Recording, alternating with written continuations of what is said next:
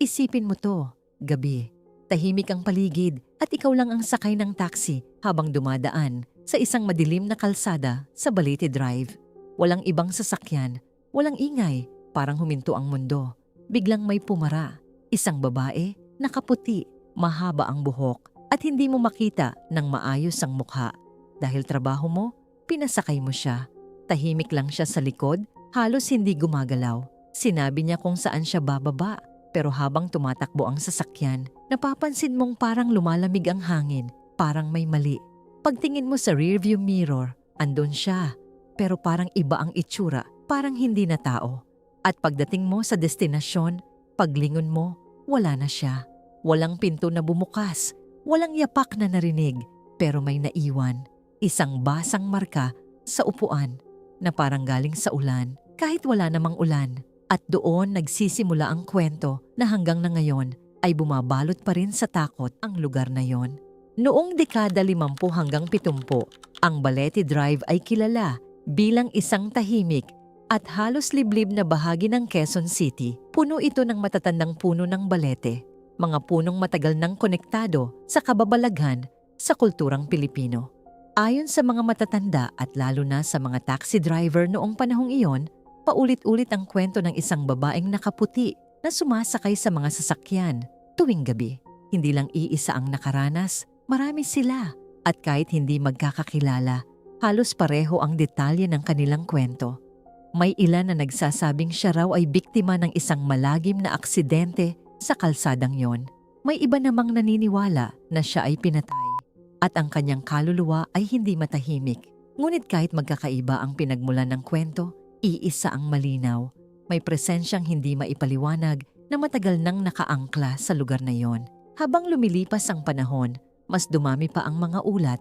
May mga taxi driver na nagsabing kapag sumakay ang babae, hindi lang lamig ang mararamdaman mo.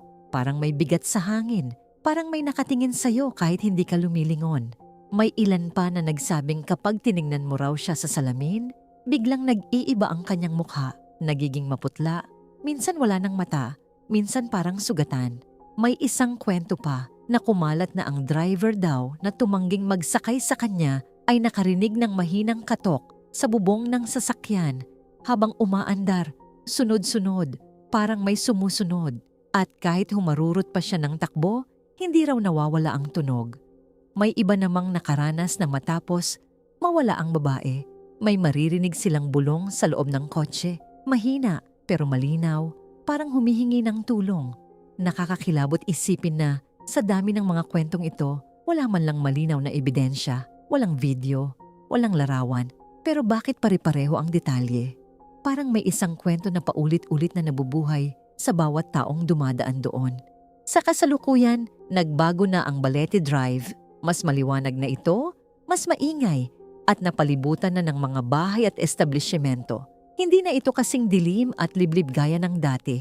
Ayon sa mga eksperto, ang ganitong mga kwento ay maaring epekto ng urban legend, psychological suggestion, at takot na naipapasa mula sa isang henerasyon hanggang sa susunod. Kapag alam mong haunted ang isang lugar, mas nagiging sensitibo ang isip mo sa bawat galaw, bawat tunog, bawat anino. Pero kahit may ganitong paliwanag, hindi pa rin tuluyang nawawala ang takot. May mga taxi driver pa rin na umiiwas sa lugar. May mga residente na nagsasabing may kakaiba pa ring pakiramdam kapag dumadaan sila roon. Parang may nakamasid, parang may kasabay kang hindi mo nakikita. At sa panahon ngayon, na halos lahat ay kayang i-record ng kamera, bakit wala pa ring malinaw na ebidensya? O baka naman, may mga bagay na sadyang ayaw magpakita at pinipili lang kung sino ang makakakita sa kanila.